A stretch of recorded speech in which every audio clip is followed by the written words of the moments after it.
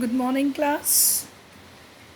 I will start this class of yours with a positive note that hope you all are giving enough time to your studies sitting at home. Children, teachers are working very hard to give you lectures, they are giving you the study material, they are discussing difficulties with you, and this is the high time when you can overcome your weaknesses. Work on that, and definitely you will overcome whatever weakness you feel like you can overcome that. But what is the requirement? You need to work on it. Today, I will be starting with your topic descriptive paragraph. Uh, from this year onwards, in your course, descriptive paragraph, generally we write in this type of writing, we describe a person, place, event in great detail. Whatever we observe, we write about that. So, this type of paragraph writing, when we are describing people, scenes, or event, we need good observation. So, our involvement of our eyes, which can observe great detail, is necessary. A wide vocabulary is there, which is required to describe someone or place, because we are describing. Describing means adjectives. We need a lot of adjectives. And then when we are writing something, we should have the ability to visualize things. When we visualize things, we describe them accurately. So, observance is definitely required when you are writing a descriptive paragraph or descriptive composition. So, when you are describing something, you take care of this thing that you don't wander off to places from the topic. You are not telling a long story, but description, whatever description is given to you in the question, that should be accurate. Whatever you know about that person, that should be there. So that if someone reads your paragraph about some person, place, or event, he could able to visualize that thing. Now let's discuss. I have accumulated few points for you, which is going to help you out to learn descriptive paragraph step by step. Now, description should create image in the mind of reader, vivid sensory details. So when you are describing someone, the reader should create the image of that person in his mind, whatever you are describing. So more and more adjectives should be used. As I told you, description means you are describing a noun, you are describing an event, so that need a lot of adjectives. Now, figurative language such as similes, metaphors can be used to enhance your writing skills. You could write the things, you could compare the things, you can use applied similes, that is metaphor, in your writing, so that your description looks more appealing. So let's move on to the next point, that is logical structure and organization. When you are writing, start with the introduction and then give the supporting details, whatever you wanted to describe, accumulate that points in your mind and then write it systematically. And in the last, do write the conclusion. So that means logical structure is formed. You're not wandering off from the topic. So that step need to be followed when you are a beginner or you are learning to write paragraph writing. Later on, when you become expert with it, you can write the way you feel like, the different kind of expression, but basics should start with this. Now, a sense of balance should be there. balance should be there means you should not go vague, unnecessary description, because since you are writing this paragraph, writing for your examination point of view, it should be from 100 to 150 words, not more than that. So unnecessary details are not required. Accurate, to the point details should be given, because when we go with unnecessary details, your paragraph becomes vague. It doesn't it looks like a story rather than a description. So now as I talk to you in this points, that you should write with vivid sensory details. Now I'd like to discuss with you what are sensory details. See, we have sense organs with which we observe things. It is a sight, hearing, smell, taste, touch. So these all sensory details highlights the detailing of the personality or the place or the thing when you are describing. Now coming to your examination point of view, this year in class 9, descriptive paragraphs, you have to describe only a person. Describing place and events is deleted from your course. But so presently I will be discussing with you how to describe a person. So when you are using your power of observation, so what do you observe in a person basically? First, you observe the physical features of a person. They are journal features. So they are height, look, body shape, etc. This is what we observe about a person. Next, the way they dress up, their clothing style, the posture, the way they walk, the talk, speech and mannerism. These all things are comes under observation. When you are describing a person, these details should be kept in your mind. So again, when we are describing a person, we should know something about that person, maybe the life history, what kind of interest that person share, family background, etc. We can even write about their opinions, the way they think, the way they behave, the actions they do. Their actions, their opinion need to be described in paragraph writing.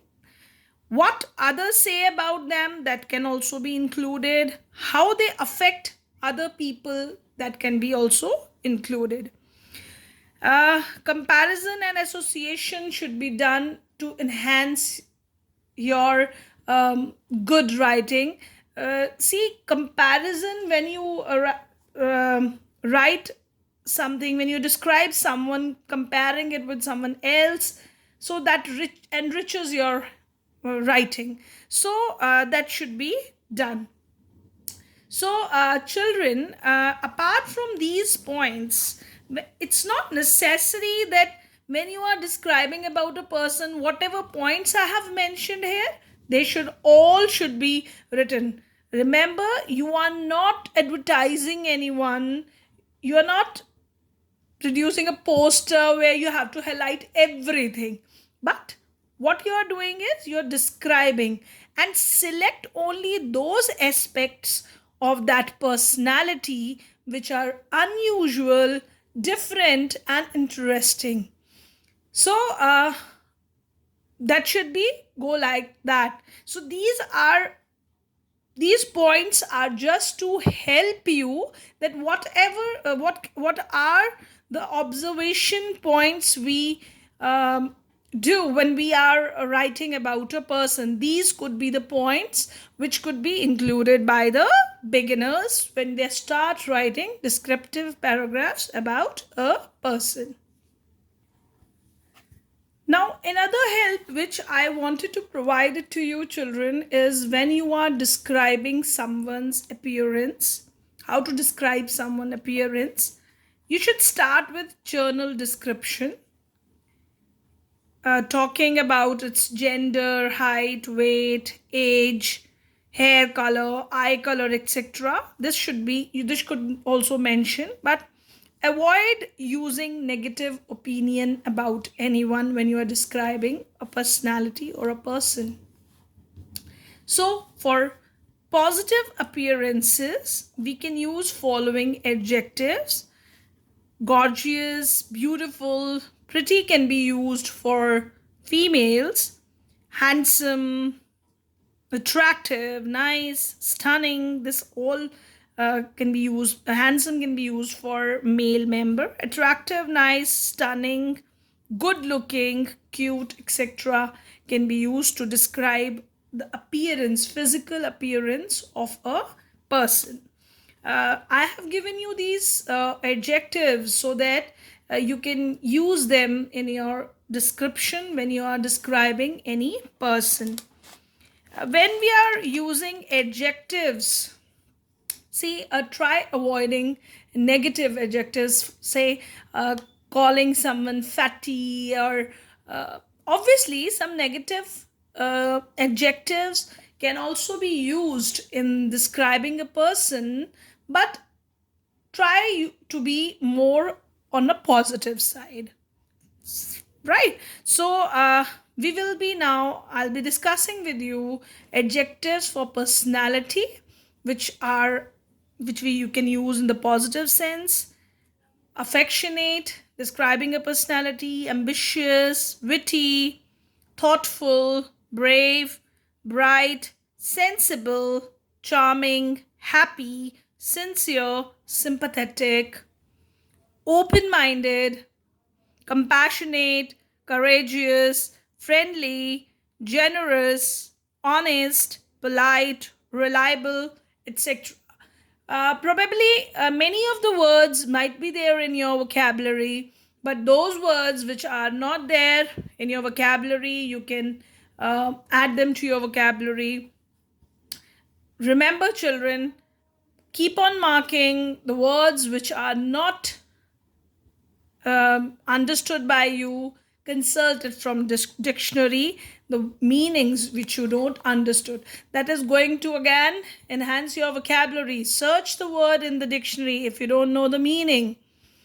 This should be a habit of a child when you are in the senior classes. Go on accumulating the new words. Now, next few, definitely I have given you the point that we should not use adjective for personality, which are negative one, but I wanted to give you few of the adjectives which are neutral or they can be negative also. Quiet, aggressive, greedy, arrogant, bossy, cruel, dishonest, selfish, unhappy, untrustworthy, boring, etc. are some of the adjectives which can be used for describing a personality in a negative way or neutral way, but try avoiding using such negative remarks when you are describing a personality. Okay, now children, I will be discussing with you an exemplary paragraph which would be about your father. If I ask you to describe your father, how you are going to describe him? You all, I'm starting with it because you people are all close to your father, and we know our parents very well. We know the each and every part of their personality because we meet them, we live with them, we learn from them so many things, and they have a great influence over our lives. So let's start with the basic, that is your father. Definitely we'll be practicing few more personalities, how to describe a personalities. Let's discuss that.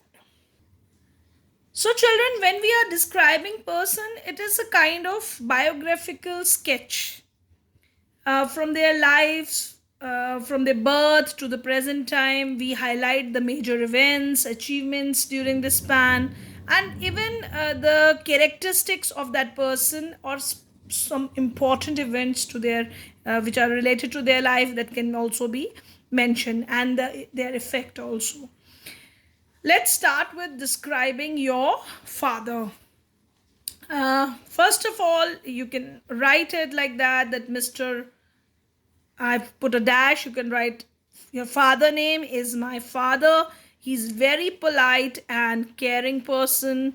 He loves me very much. See, you started describing with your father name, and then he's polite, he's caring, the way you feel for him. He loves me very much. That is again your feeling which you feel for him. Although he is very busy person, yet he pays full attention to me. Here you can even mention the profession which your father is following. That my father being a doctor, being a teacher, being a engineer, or any other profession, or a manager, any other profession, whichever, agriculturist, whatever profession he is following, you can write it there. That he's busy, yet he pays full attention to me. He helps my mother in household chores. So here you are reflecting your father aspect, that he is also a helpful man who helps your mother also. What you feel for him, you have mentioned it here.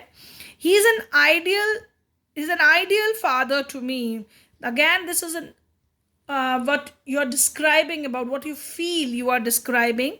Ideal father. He's very intelligent man and always helps others in their problems. He is the boss of my family and gives advice and instructions to every family member. So you are referring your father as boss. See, you are using a metaphor, you are comparing him.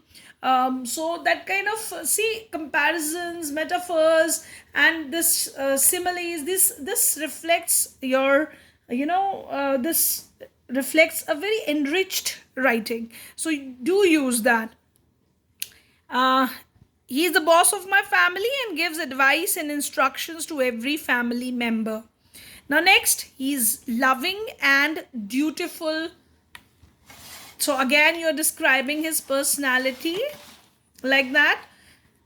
I always learn from his life and his experiences. That is his influence on you, because your father, whatever you feel for your father, so you reflect that what you feel for him and what is his influence on you, because you are learning from his life.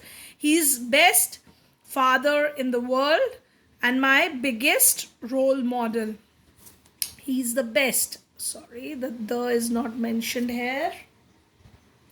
The is not mentioned here. He is the best father in the world and my biggest role model. So you have mentioned about your father. This is one way you are describing.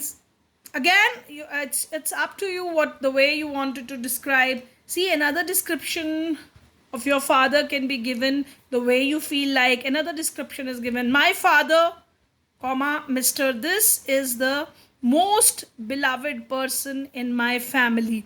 You started like that. And for me, he is the most handsome and ideal father. That is what you feel for him. He is, you have description is given that you feel that he's handsome, he's ideal.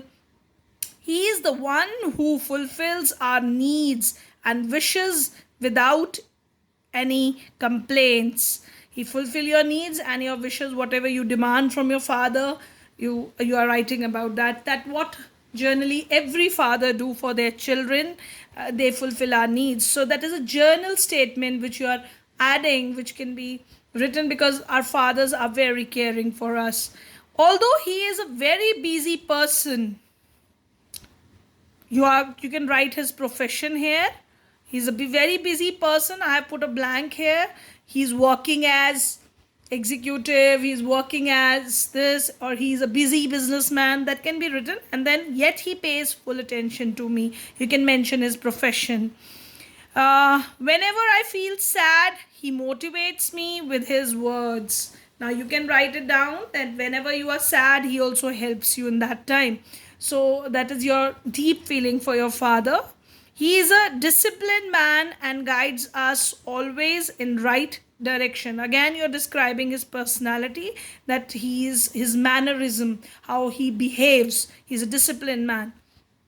See, whatever I told you, that when you are, the words which you are requiring to describe a personality are included in this describing your father.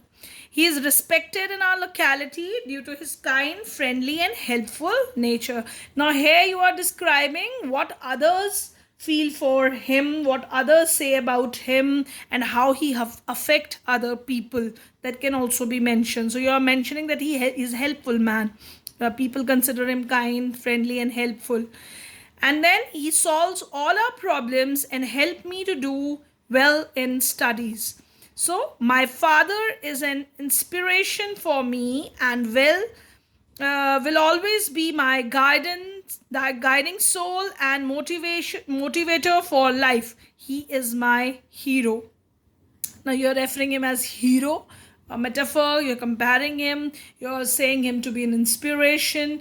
That are the concluding words which you are using for your father. So you introduced, you explain about his personality, and then in the end you conclude. So children, it is very easy when we are describing someone who is very close to us. So definitely a very easy description of a person would be given to you from my side for practicing, first of all, in your homework. So I wanted that you try to use these words of adjectives which I give it to you.